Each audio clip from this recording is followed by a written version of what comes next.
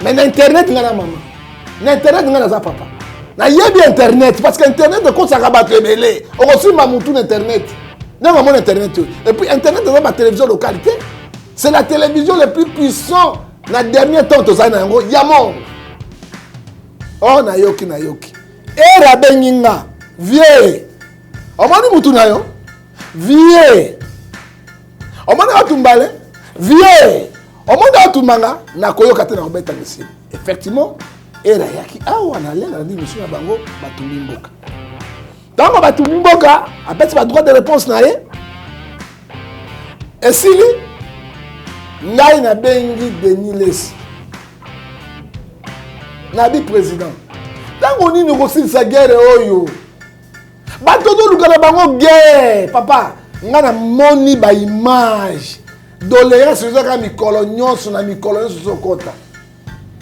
Eko toucher, eko affecter l'église en ça. Eko toucher personnalité na yo, eko bimatera. Ayo. To vandi, c'était samedi. Yende motabi sa ingake. Ba bete ale massage. C'est lui. Abeninga.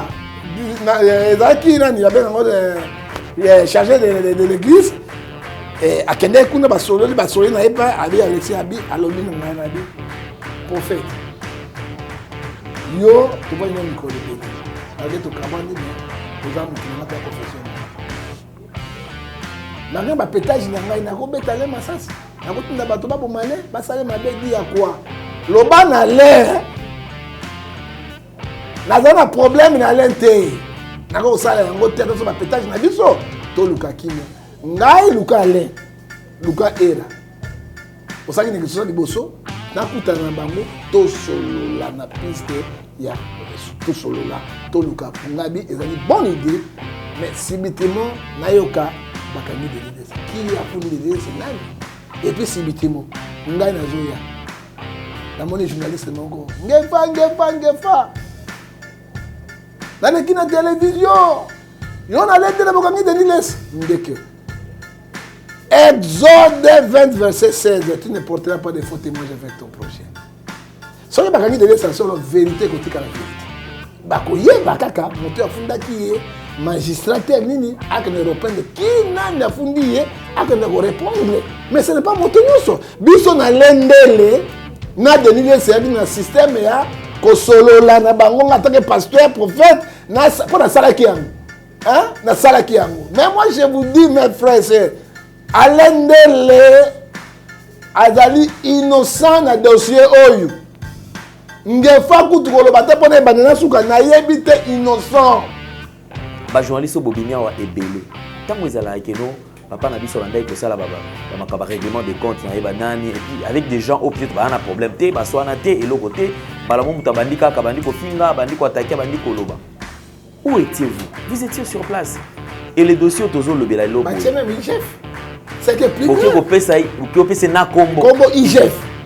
Mais ceux qui to landi makamunyo so tozo le kana awa. Boye baki yango depuis kala. Même makamunga na ko dénoncer. Iza makambo bino kutu boyeba yango kala bozaki pe participatif bozaki na kati ya makambo wana bozaka na ye boyebi ke via sala raboya sala raboya. Mais quand il y a un problème bozo lukasko munani boko pesa et charge et heureusement moi j'assume parce que na mutu on a tika la vérité. Alain Dele qui suis-je moi? Alain Dele on a relation ni on a zanango ou peut-être et les qui relation au prophète Denis Sazala. Tout ce qu'on a ko bossa na makambo. Boyebiki asala kombo ayeba na ba généraux batunyo sotusco et puis beaucoup imaginer que nous ça dit Alain de la salle plainte balamo ko azino ba soudan balamo ça dit ba brûler ba étape ba ke balamo ba ki ko kama.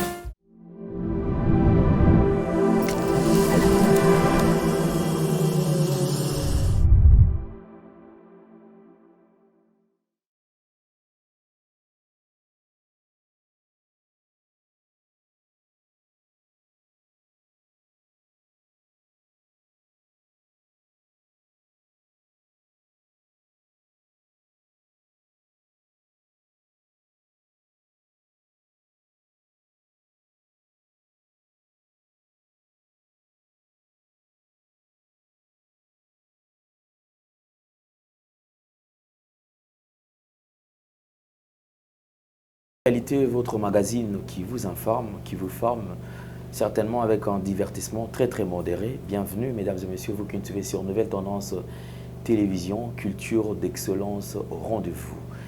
Comme vous le savez, bonjour, bonsoir, tout dépend de l'heure à laquelle vous nous suivez. Certains ont choisi d'être avec nous la nuit, également un bon nombre pendant le jour.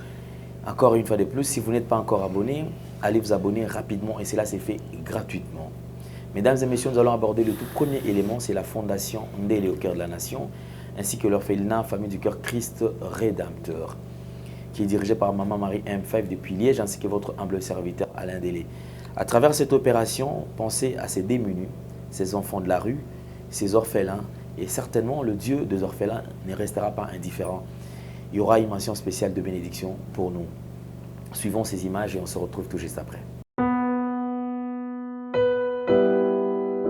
Tango nyonso moninganga nazalaki komona baninganga na baboti na bango nanga baparent baza te vi nanga pasi.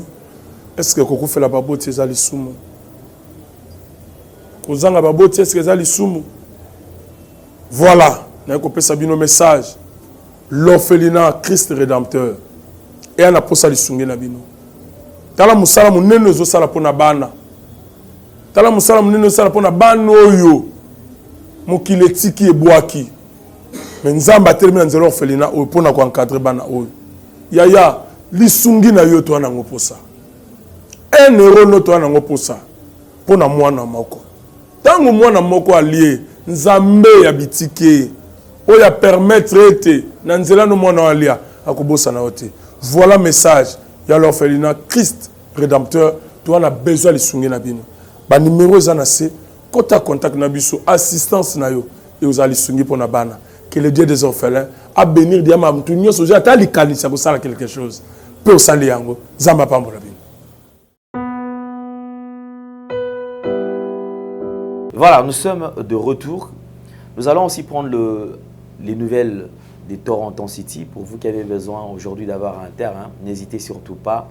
Une nouvelle et puis bonne opportunité qui est déjà à notre disposition. Il y a des gens qui sont sur terrain, on va quand même écouter qu'est-ce qu'ils vont nous dire. Suivons. Yasika na Kinshasa boye tikala kozala te makelele tata lopango esili Toronto City à Maluku bana RDC congolais opportunité ya sikamo na mboka pe sibiso avec $4000 ya pamba koma tata lopango to mama lopango avec le $4000 okoki kosomba cash ou soit par tranche et salami ndenge nini obanina avance $2000 et le 2000 qui reste au kofuta yango par tranche 500 pe okomi kolo lopango. Toronto City et sika moko très kitoko. Parcelle cadastrée, urbanisée, avec beaucoup d'espace. Nyon surtout okoluka okokuta yango. Mais narata, terrain de vente sur un site accessible, urbanisé, cadastré, plat, désherbé, avec espace de jeu, espace vert, magasin, marché, peignon surtout pembeni. Eza lisolo te, tala peyoka. Alors, tu as une concession, Toronto City. Tu as une commune à Maluku, dans la ville province de Kinshasa, dans la République démocratique du Congo. Et c'est une concession Toronto City. Et après avoir fait la politique, surtout, il y a immobilier, foncier et tout. Là, il y a géo, localisation, tout pour que tu pouvoir la situation. Concession est bandit et qui vous ont ma borne Oyo à deux entrées. Raccourci à Makolo, na entrée Oyo, il y a Mutuka. Donc, raccourci à Makolo, c'est-à-dire à 15 minutes, vous êtes déjà dans Makada. Oya Moulaï, c'est juste pour dévier, pour que les affiliables de ce ça. Dans la situation, surtout, nous avons les avenues, les grandes avenues de 8 mètres et les directions plutôt de 8 mètres et les avenues de 7 mètres. Alors que la parcelle dans Bissau-Ezali, il y a 20 mètres sur 20 ou bien 400 mètres carrés. Voilà. Du fait que nous sommes juste à l'entrée, nous sommes National Cameraman pour que tu visites nous surtout. La réalité, vous voyez, les bornes sont là, les bornes cadastrales, et puis tu peux visiter nous surtout parce que c'est une situation à Moulaï. C'est une situation tellement facile. komi tata lopango to na komi mama lopango. Yoka pour tout contact. Je précise bien. Contact ya poto ezali.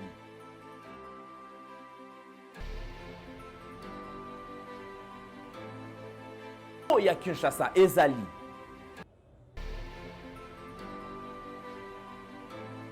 Mbongo ya muke avec $4000 okomi tata lopango to mama lopango.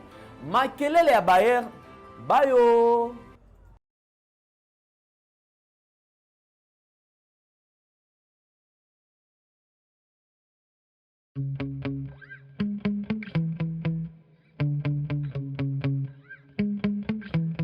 Balata bakosa. Enfin, molati ya solo. Aïe. Rose Couture, la haute couture au rendez-vous. Ponaba événement na bino nyonso. Anniversaire, mariage, conférence, concert et autres. Luka Rose Couture po olata kitoko. Batonga bakosa. Pour tout contact. Papa, maman, bana, pona biso nyonso tout. Babetela oli solote. Luka Rose Couture po olata kitoko. Ba voitité.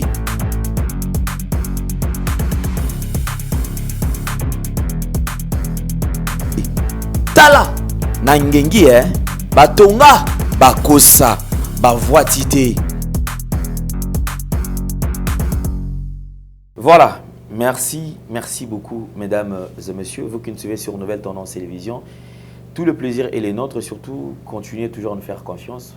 Ceux qui pensent qu'on est vrai, merci à vous. Et ceux qui pensent qu'on n'est pas vrai, merci également à vous. Nous ne sommes pas obligés de satisfaire tout le monde, mais du moins, la vérité elle est têtue. Peu importe le temps que ça prendra, ça finira par triompher. Nous croyons au vrai. Ceux qui sont vrais, les Congolais qui incarnent de vraies valeurs, ce sont eux. Au bisotopé ça va confiance pe toza na elika ke ba okikoti kabiso ata mokolo mon côté et également pour les soucis de ces pays nous aimerions à ce que moka oyo etamola na kati na vérité. Aujourd'hui si les pays décollent ça sera aussi une bénédiction pour na biso nyonso tout. On va toucher quelques points mais c'est vrai on ne sera pas très long mais to meka quand même kosola parce que nous sommes dans l'obligation de dire quelque chose. J'ai toujours dit quand il fait noir chez le voisin ne te réjouis pas parce que d'un jour à un autre il fera aussi noir chez toi. Alors, le bonheur, ils ont chez le voisin. Donc, toi qui es en train de me suivre, fais confiance à ce que tu fais. Fais confiance à toi. Mon vérité, mais les gens préfèrent plus le mensonge parce que mes mensonges, il y a une couleur ébélée. La vérité vient avec une couleur unique. Échange à côté. Ceux qui sont noirs, ils sont noirs. Ceux qui sont bleus, ils sont bleus. Mais la vérité qui subit des modifications, parce que vérité, le mensonge qui subit des modifications, parce que le couteau aussi il est là. Ce va la monsieur lobby, ou le bango le sous, ou quoi apporter modification. Ce qui est comme le lobby kuna, il faut changer les sous-formes. Et en fin de compte, c'est comme ça qu'au moment où mensonge, il y a plusieurs couleurs. Ça ressemble à ça. Des fois, ça ressemble à une vérité. Des fois, ça change. Et voilà la raison pour laquelle le mensonge, lorsque ça détruit en cascade. Et au moment sur plusieurs angles. Mais les avertis, ça bien. Les avertis, déjà de quoi est-ce que moi je suis en train de parler. Les sanoazelo, lesquels est là banga kangote. Lesquels est ce que vous avez les sanoazelo, à banga kata mukete. Pourquoi? C'est parce qu'ils ont la facilité à kokitati na potopoto. Ceux qui ont suka na zelo, lesquels est là qui takati na potopoto. Alors quelqu'un qui patauge déjà na kati ya poussière. Quand ça que le cause ozomi pakola ozomi mabato emballé bato nakati ya zelo mobwe croyant que tu es le seul. Quand tu vas faire na likelele ba kelike la ko kita susu na sesu makasi et kobimana e so yo meki oki kodinda. Merci beaucoup na bino batozo benga biso. Merci na bande koyo surtout ba ozala susu au cœur ya ba insulte, continuez à le faire, ne vous fatiguez pas. Le petit souci que j'ai c'est le fait de revoir que le Congo a perdu ses bons sens. Les Congolais ont perdu leur bon sens. Et je me pose la question, au moins, on m'appelle français à Kitoko. Mais ce qu'on l'a lié, tu sens que Moutunae est l'eau aux sociétés. Nous devons nous faire confiance. Nous devons nous faire confiance. Nga, naebi, musalo na osala, et je resterai kakaboué. Pour ceux qui pensent que t'es au moni, aller un prêt pour l'argent, place bokindaka nakindaka te place bokendo beta matolo botikala komonanga te. Moi je reste noble d'esprit. Mon père m'a appris à la kisanga comment est-ce que balala kanzala atana ma ya lobo pamba na kolala nanga lobi petongo ekotana soki nzamba sepeli ke leza jour nanga pona zwa nga pe na ozwa. Mais seulement on a sarabino j'emprunterai le chemin au bino bokendaka le jour où on mona ke bokomba millionnaire bobongi bokomi danger aussi longtemps ka ki bozala ba misus bazana ba locataire malgré matolo bakomba batu chaque jour na minoko bazana le côté mituka batambola kanango non na mona mutuka oyo ki golba ke no o batambola nga na kotambola na ngote na mona ngote. Au nom de valeur, le Seigneur me donne le paix, le minimum na zaranango et zo permettre na vivre na ba condition ya malamu. Donc influence abino nyon soto na bosala nga ezo bangsanga na eloko moté. Je resterai vrai. Nous avons le plaisir d'avoir sur ce plateau le prophète Ngefa. Le prophète Ngefa, je le reçois. Pourquoi? C'est parce que c'est parmi Bandeko, c'est parmi Koutoute. Azali, papa, Ndeko Oyo, Tobandaki, Naye, je crois qu'Azaki, dans la première émission, lorsque na Bandaki, Makakumarambo a dénoncé sur le dossier Oyo, il y a Denis Lessi. Voilà pourquoi est-ce que le Kolanga n'a tout mon droit. Je fais un effort, il y a Kozalana sur ma plateau. Je reçois des appels, il y a Batouba Yambanga en direct, Bayambanga Boye, Basala Boye, Basala Boye. Cette émission aura deux parties, des volets. Partie moi on sala na prophète Ngefa et deuxième partie na sala to la première partie ça dépend de bateau remonter mais la deuxième partie aux ala ngamo parce que je vais plus être ouvert et na sala ka face na caméra ngamoko na meka osola na bino kaka moi muke parce que j'ai l'impression que lorsqu'on fait affaire on a affaire avec des aberrants très souvent marambango ils ala ka na sens moko boy mais lorsqu'on travaille avec des gens qui ont ça bon mona ki mambo ki na pe na sens moko boy. Toutes les accusations, tout ceci, tout ce que les gens disent, tout ce que les gens sont en train de raconter, il n'y a pas de problème. Le coup là, on a la facilité, il y a Wi-Fi, il y a mieux surtout, pour y finga, il y a un problème. Moi, j'ai ma démarche dans Kenango Tinasuka, mais j'insiste, la vérité, elle est têtue. À tout couvrir, peu importe le temps que ça prendra, vérité et kokoma. Prophète Ngefa, bonjour et bienvenue. Bonjour, monsieur Alain Ndele Nzambia Pambolayo. Solo moni na ye mbangu boye. Na ye pona ete to lobela bosemu parce que omoni vérité lobi za tete puis vérité a tete de quoi là lobi là ko moko avant na sambela ta 2 minutes alobi bamango balobi lisano ya jigrotiki lonkema ayo lobi likelele likambana sema balena likelele nde eleki nyonso ya koleka banyama ebele bazana likolo mokomboso ndeke tokamati écreil mpuku ya zamba mais moto spécialiste na matière ezali kaka nde otobengi makako otobengi singe mpe nzambe asunga biso toloba mwa eloko moko ya vérité awa bana na nzambe mpe peuple na nzambe eyoka tobondela nzambe tata natiki émission na maboko na yo pesa ki tike to bazolanda biso na ngonga oyo kolo mitema ya bango ezoka te amen. Amen. Voilà, merci beaucoup. Comme je vous ai annoncé que je reçois prophète John Ngefa, mais avant d'entrer dans le vif de notre sujet, permettez à ce que na souhaité un heureux anniversaire à ma nièce, donc ma nièce chérie Kat Ilumbu, la petite sœur de Marie-Hélène Ilumbu, déjà depuis Canada. On va à Sherbrooke, donc en tout cas, et je te souhaite tout le bonheur du monde. Donc tonton t'aime beaucoup et également je profite de l'occasion pour saluer ma sœur chérie Nana Mbambi, ainsi que toute sa famille au Canada. En tout cas, Mbote Sika Bozola Nabiso. Et pour plus de détails, encore puisque je souhaite quand même un joyeux anniversaire à ma nièce,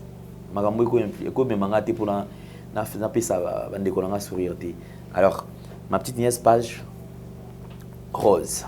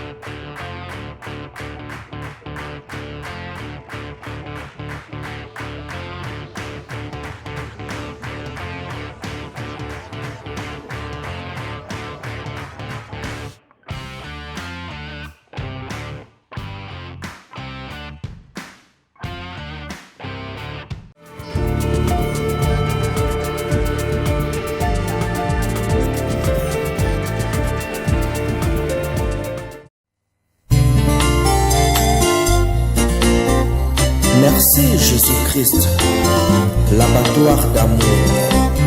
Vraiment kondima kozoka pota pour la vie à moto. Eza sauvé, eza pambate. Nazana mbongo te, oya kosomba vie. Mbongo koto ya kosombela kalipa eza pasi. Mbongo ya kobandaka kofuta pona masumu na ngai. Nalingaki ozwa ngo wabe.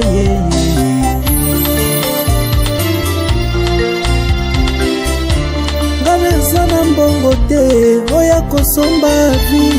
Mbongo koto ya kosalela provision kotia na ndako pasi. Mbongo ya kobandaka kofuta pona masumu na ngai. Nalingaki ozwa ngo wabe. Nasombaka ntaba mobimba, nasombaka ngombe mobimbe. Pona kende kotumba ngo, pona zwa bolimbisami ya masumu na ngai.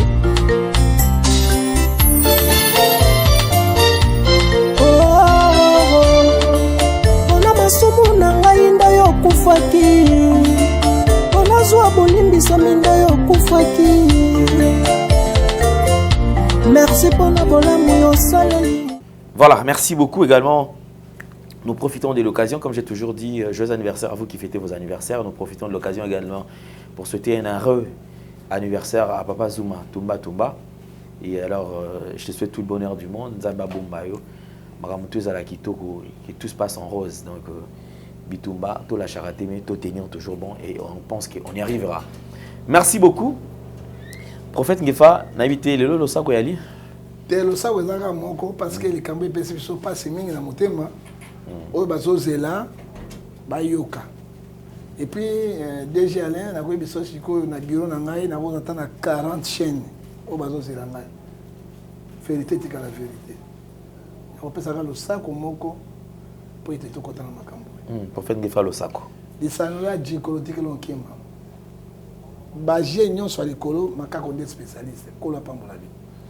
Voilà, merci beaucoup parce que ça dit beaucoup de choses déjà. Tout le plaisir est le nôtre. Je crois qu'on va aborder quelques sujets pour tous les cannabisos. Tout le monde avis de recherche, il y a des cannabisos Perro. Voilà, déjà, vous allez un journaliste politique derrière Hollanda a payé. Dans l'Hollanda qui m'a propos, il y a un déco en Perro, mingi. Je savais à quoi on a vu des recherches. Parce que ma propos naïe, ma proposition, ma propos naïe, ils qui piquant. Mais c'est là qu'on a chaque pouvoir chef de l'État ayaka na kat na plan naïe. Chaque chef d'État n'a pas ce problème quoi Kabila. Toko ba Kabila mabe, toko ba Kabila makamonyo so Kabila oui non dit mais en 19 ans de pouvoir dire oui. Est-ce que cadeau monnaie Kabila teke sur mboko. Cadeau Kabila teke sur mboko moko ezali révision ya code minier. Na mboka na biso za ki soke expatria ye, azui mboka, azui zamba. A ko exploiter ngo 5 ans sans un frère contre na roi l'état. Mais ba tu va bien ngote. On dit toujours ma belle Kabila, Kabila. Na biso ba bien ngote. So Kabila a un problème. Na niveau international à cause de code minier. Na nouveau code minier à l'Obibo. Oye lelo, o exploiter ma belle à Congo lelo, fouti taxe à l'état il y a 10 ans, 15 ans, mbongo ekoti. Si on a retourné Kabila tiki cadeau wana lelo yo. Mbongo ekota na ba code minier onyoso et que na rapproche na. Hein? On s'en comprend mais les Congolais oublient facilement. Je ne sais pas si il y a une justice. Il y a une moitorance. Il y a une lenge. Nous sommes tous les hommes bêtes. Mais il n'est pas magicien. Propos de Konabisio Pierrot, il y a papa Élysée, papa Lemba. Ou ils ont intoxiqué qui a lobby. Mais qui ont fait ça, monsieur? Les Balouba, ce sont nos frères. Hein? Balouba, ce sont nos frères, monsieur Alain. Les Bakongos, ce sont nos frères. Hein? Ce n'est pas les Yamoulinga, ce ne sont pas nos frères. Mais Balé Bamboyan sort. Il ne faut pas que un député national qui dit de tels propos. Hein? Attends, Bogangolo Ezali. Mais malheureusement, il n'est pas poursuivi par le cours de cassation. Hein? Autant que Pierrot, parce que ici, outrage envers les chefs de l'État. C'est l'outrage envers les chefs de l'État. Mandat n'est signé dans notre monsieur. Hein? Mais tant que vous voyez, maman. Oh, tu sais qu'elle dit ma belle. Oui, tu sais qu'elle a ça la rabouille. Est-ce que ma caméra tu sais qu'elle? Je regrette. C'est le moment Pierrot a fait un pardon dans mon conjamboka. Le roi, tu sais qu'elle a mon thème, le col à Joseph. Hein? Tu sais qu'elle a bomine à noter. À 6 millions de maquillés à ma beau côté. Il faut dire la vérité. Tu sais qu'elle a 6 millions de maquillés à ma beau côté. Hein? Akio Kamata, dans le Kanabi, Matthieu 18, verset 21. Le quoi, ça chrétien reconnu, ça quitte service de renseignement au quoi. Amata, ça parquet, c'est service de renseignement. Et service de renseignement, mais c'est les téléphones aux anangoyo. Hein? Bazon localisé si aux alignons, au moins parquet l'andayo. Service de renseignement, des alliés, technologie intelligente, intellectuelle. Quand le téléphone quand le numéro il est là, j'ai pas ça va négocier. Au côté ça na botel ndengeni. Ça c'est na bakuzu ndengeni. J'ai best. Hein? Nous sommes poursuivis par service intellectuel, intelligent. Technologie intellectuelle, c'est année. On donne le conseil au président, mais ça la cahier outrage. Et l'outrage, c'est grave. Nous condamnons les actes. Les pays ne marchent pas. On a la famille partout. Courir les athées.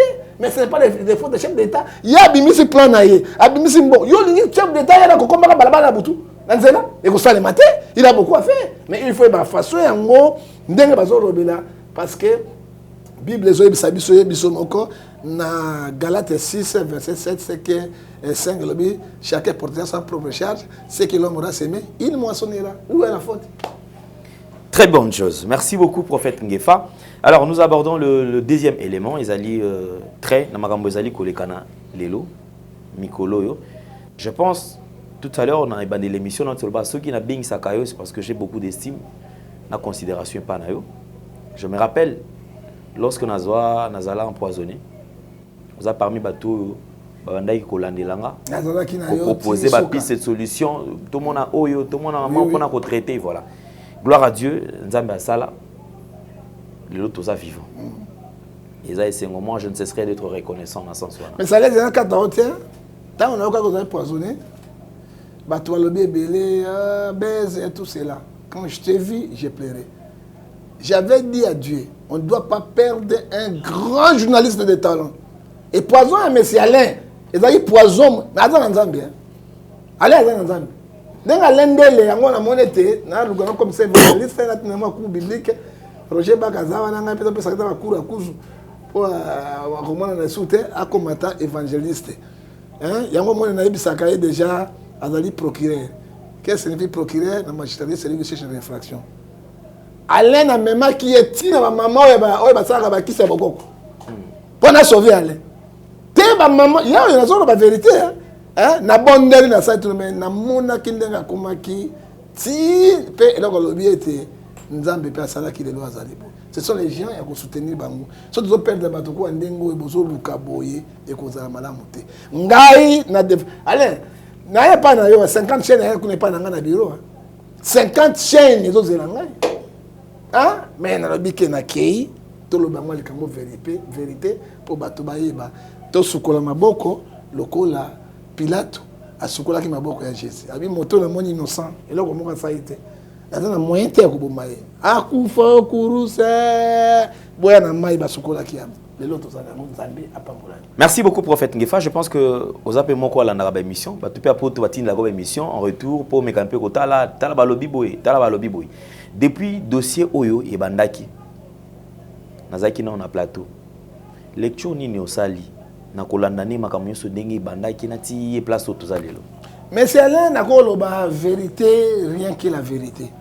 Un homme de Dieu, celui qui dit la vérité de la part du Seigneur et de la part de la population. Jean 14 ici, je suis le chemin, la vie et la vérité. Je vais dire la vérité.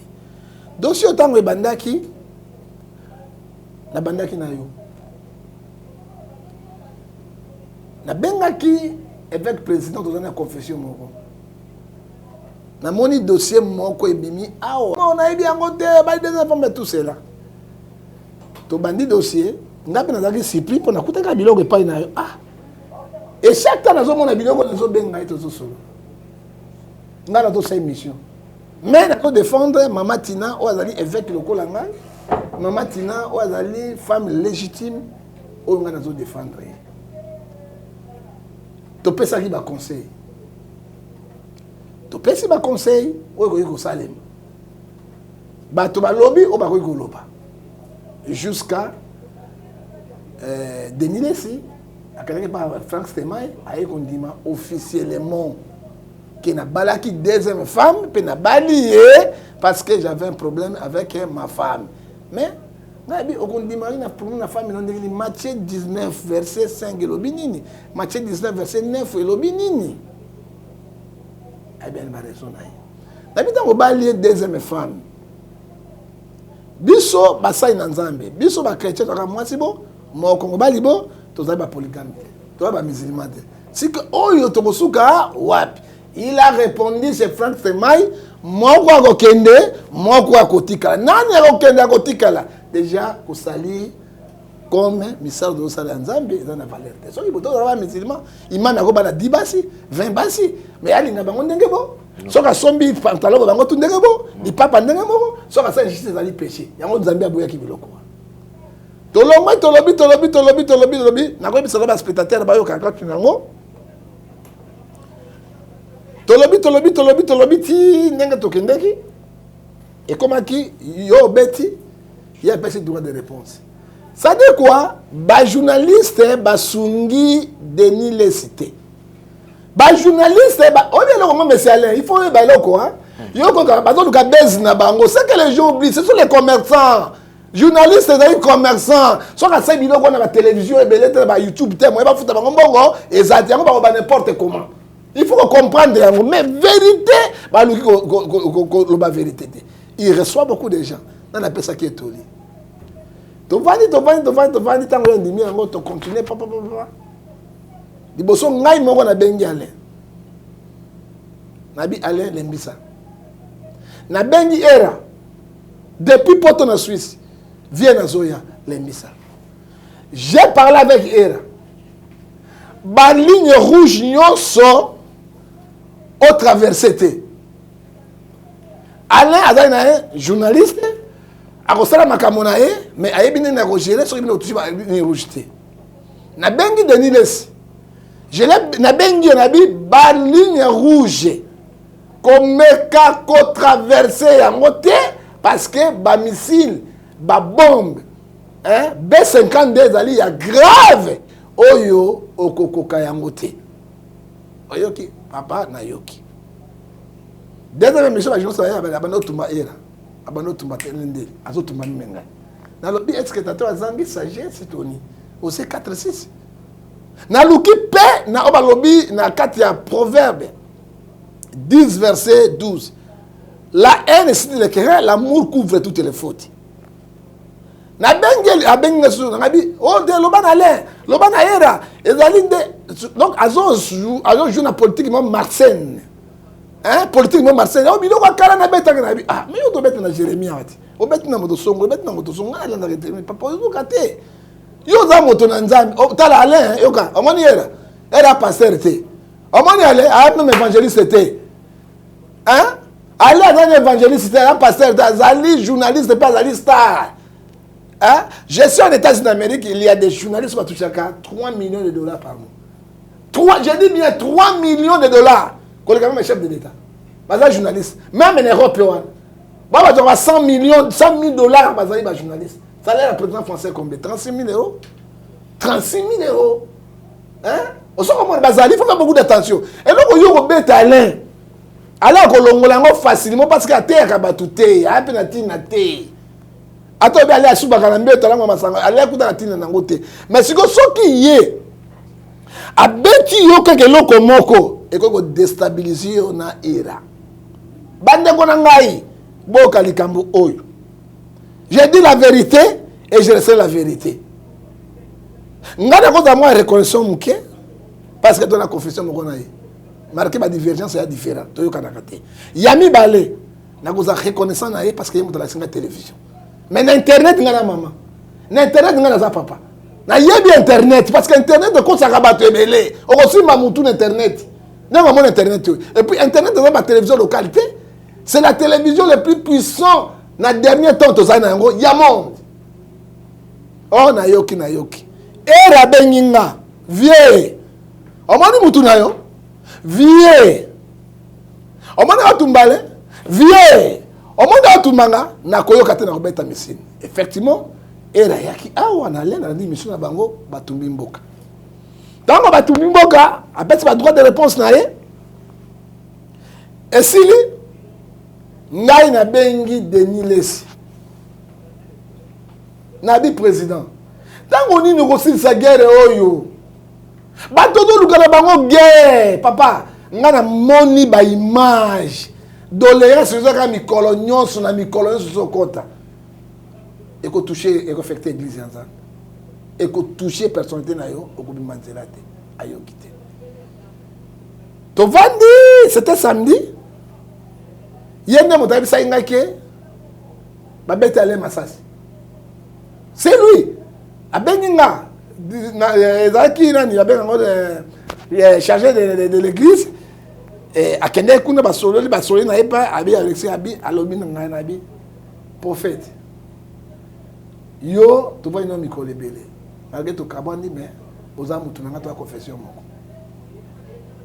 malgré bapétage na ngai nakobeta le masasi nakotinda bato baboma le basale mabe di ya kwa loba na le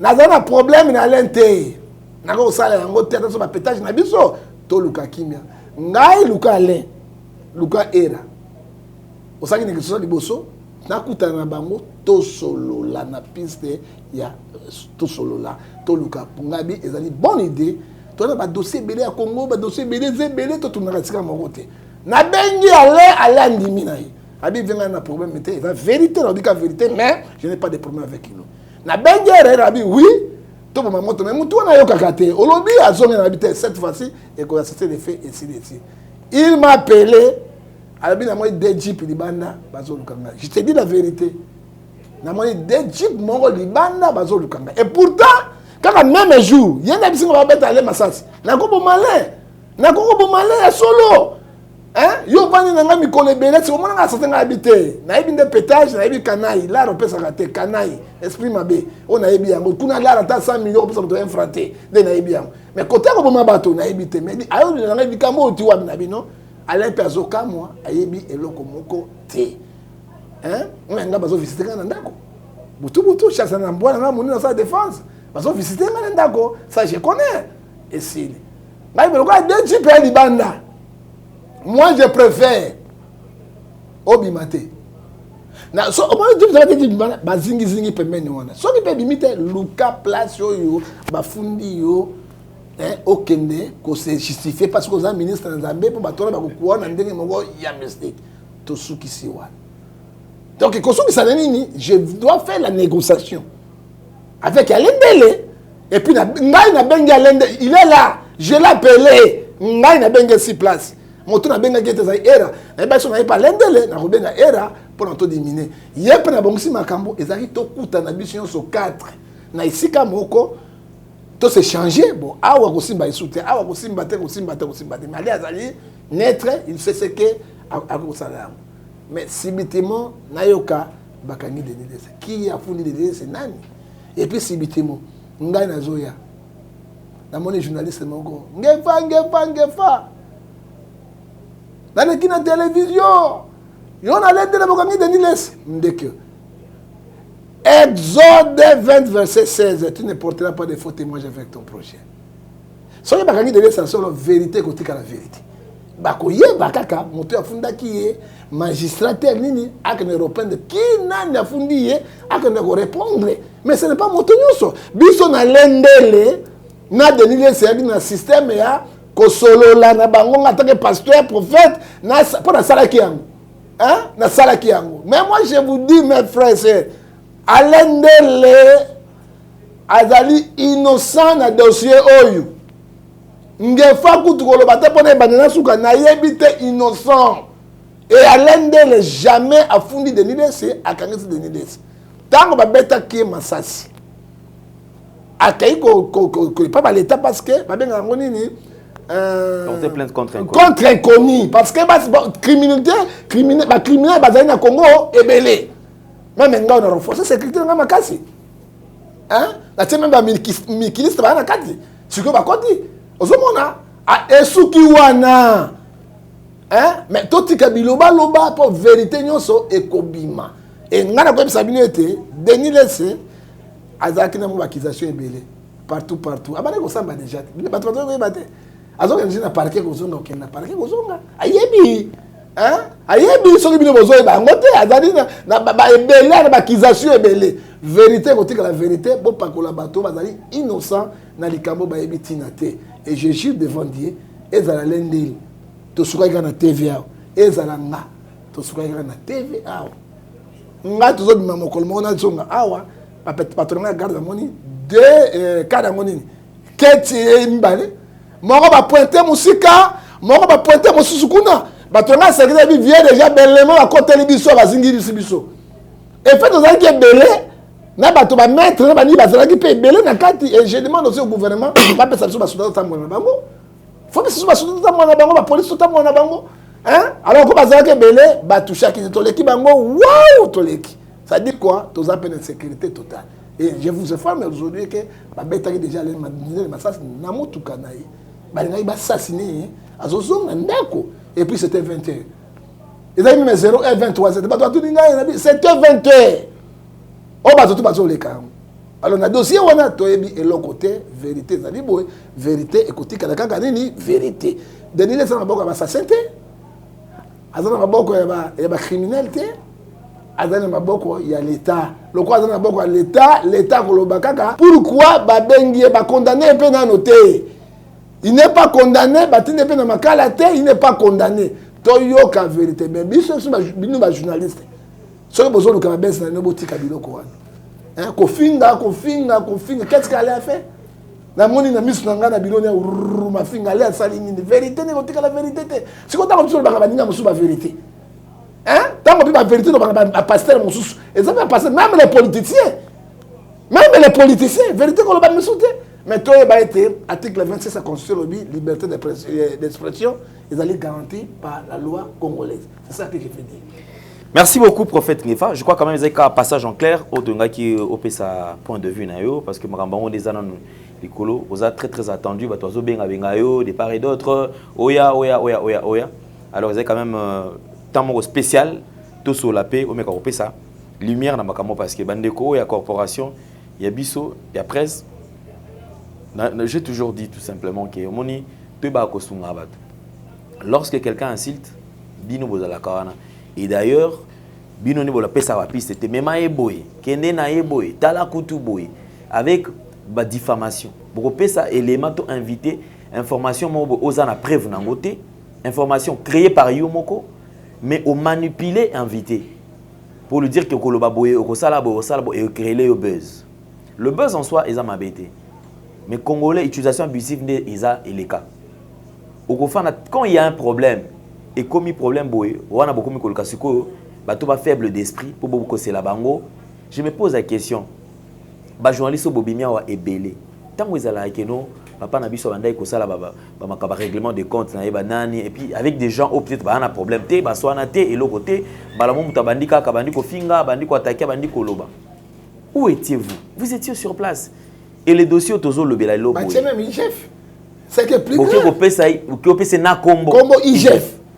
Mais ceux qui ont landi makamunyo sotezo le kana awa boyeba ki yango depuis kala même makamunga na ko dénoncer eza makambo bino kutu boyeba yango kala bozaki pe participatif bozaki na kati ya makambo wana bozaka na ye boyebi ke via sala ka boya mais quand il y a un problème bozo lukas ko munani boko pesa et charge et heureusement moi j'assume parce que na mutu on a tikala na vérité na kotikala na vérité. Je vous ai posé une question bino batu bosali sali ba émission awa na ba page.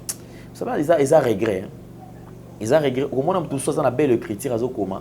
On va qu'il y ait quand même un zana maël. Mais ils ont aussi tali maramno nous la de la maramé sincèrement donc ça veut dire que troubadour ça dit bah tout va car dans le même bloc wana. Vous allez poser des histoires au insulter au bengi Alain Délété pour numéro naïd. Au salé le monter. Vous savez tout ce que vous êtes en train de faire ça passera.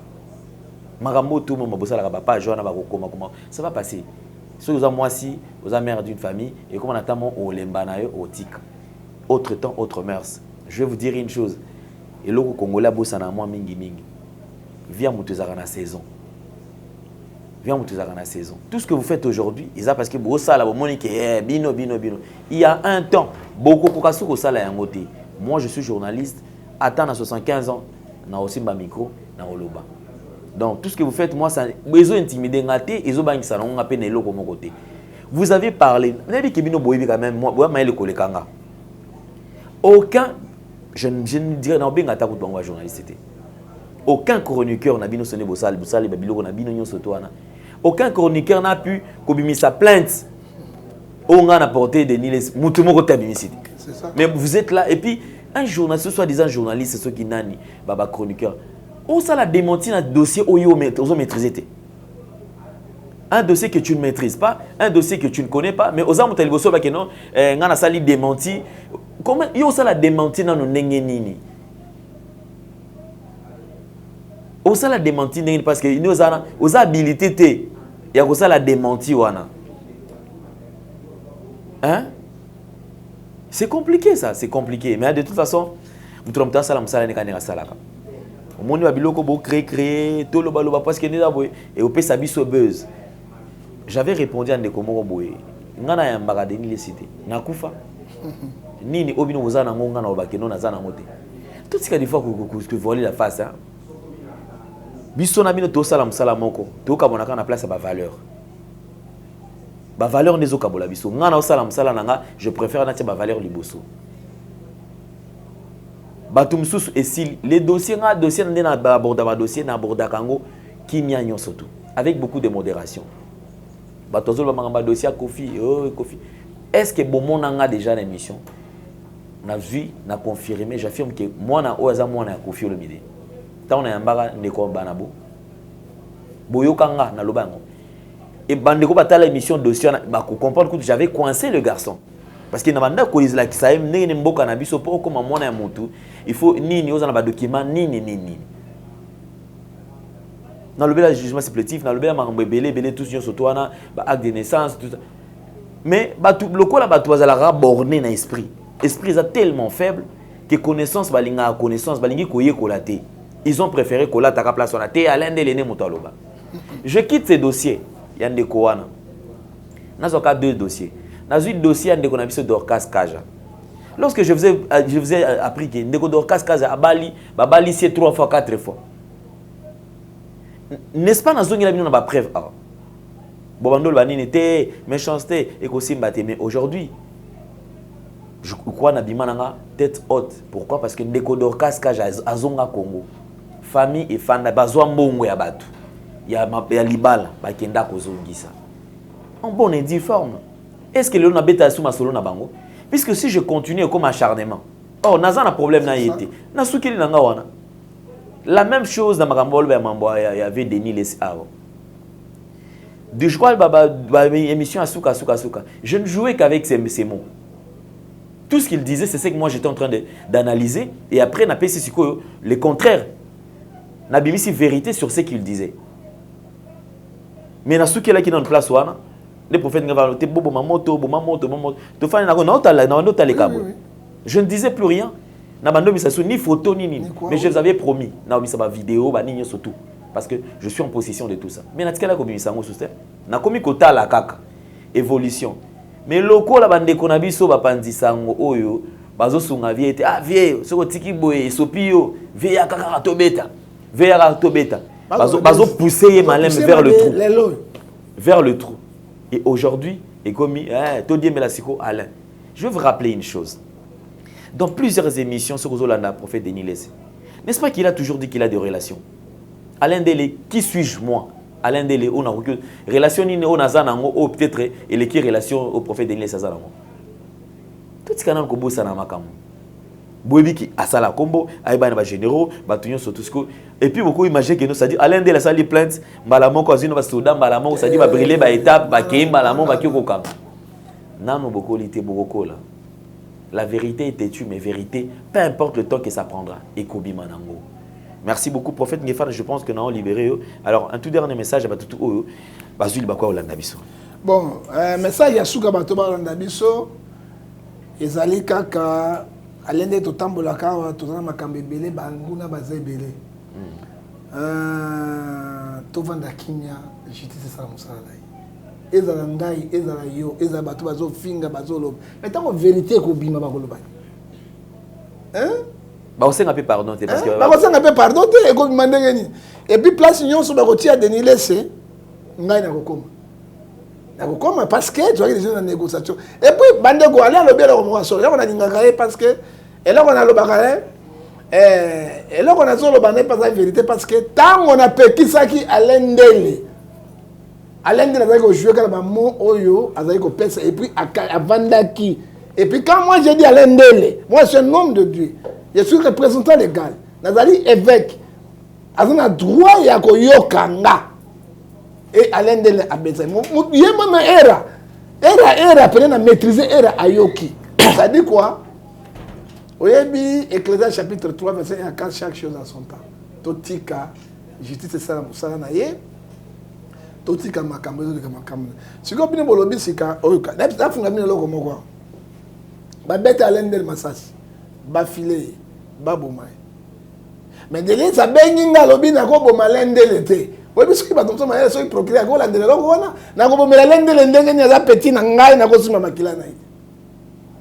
c'est ça le problème.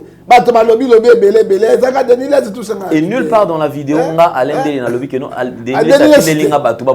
je n'ai pas dit ça. C'est lui qui m'a dit à lobby on a habité na ebi yo aussi makilate. Mais il dit que zo ta wapi to suka kiwana.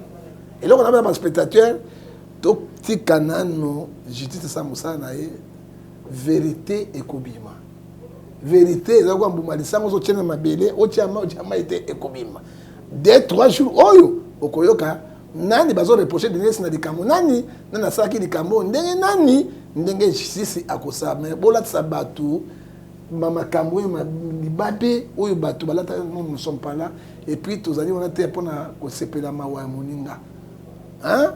Aller à Salim Moussala et ce que moi je Moussala aller à Salah qui est un gros point nini pour défendre toujours valeur puis pour défendre Mamatina.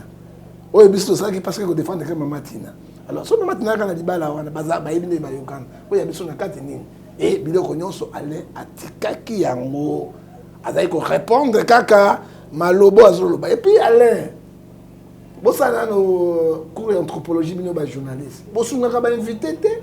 Quand l'invité commence à injurier, il y a des biens, ils ont poussé. Est-ce qu'on dit les injures sont condamnées à la loi? Hein? Et là, on recadre, t'es à Zonga, et là, comme côté. On a dit que ma pierre, outrage vers les chefs. Est-ce que c'est Tshisekedi, les nations présentes Tshisekedi? Non, c'est service de sécurité. Où ils ont l'endé. Alors, bon, si on rappelle Bissou, et c'est quand tu as ta liberté d'expression, Zali, 26 à 24 à 23. Mais toye belo kotoboleka pour le moment totika na notoyo ka vérité écoutez la vérité botika ko finga lende bo ko sabisino makambo to bi mutune bandelité moi je vous dis que Denis pasteur Denis ne sabana ko samba na parquet mbala na mbala azokende azobima azaki déjà poursuivi na justice vérité tout ba ko sabinoté moi je vous dis la vérité. Et les loyaux, na parquet ya matete, place au Kamiri. Personne quand tapé wana bima. Ebité total o ekoleke. Là on a connu ce spectateur, ba na ma ya malini, vérité comme na golo. Ce qu'Alain de la fundi, ba koloba, non, Alain de la na poursuite judiciaire a fundi partir de ekoyebama. Nge façon ka fundi, nge va moto a fundi ba osamba ekoyebana. Tozana mboka ya démocratie, nyonso et le kaka polele. Bola tsabatu mususu balibabe o ezanga tina te. Et puis tu vas peine ndeko Denis. Ayebi ete que combien de bateaux a touché bango. O ya frappa bango et sous basai na Nzambe wana ba ne ba mbongo belé. Hein? Ayebi angote. Totika justice c'est ça musala ngo Nzambe pas ça musala. Ngana ko sepelateur OK bakangi azomona na boyeso na sepeli yango non. Ezu muninga ali alobakia lele ko zuelo bezunga. Hein? Les yeux et totika et le quarto zona bolingo na Romains 5 verset 5 total le ko leka to ko yeba le ko ni to ko sala hein tokoyeba eloko nini tokosala tokondima mpe ledenilese akende mpe na prison anyokoma te mais tokoyebaka so tobike moto asalaki likambo songolo tokolukaka moyen nyonso mpona kosala bareproche azongela yango lisusu te mais abima aza père de la famille te eloko nakoyebisa bango yango. Ok, merci beaucoup. Alors on se retrouve très très prochainement. Portez-vous bien. Bye bye. Au revoir.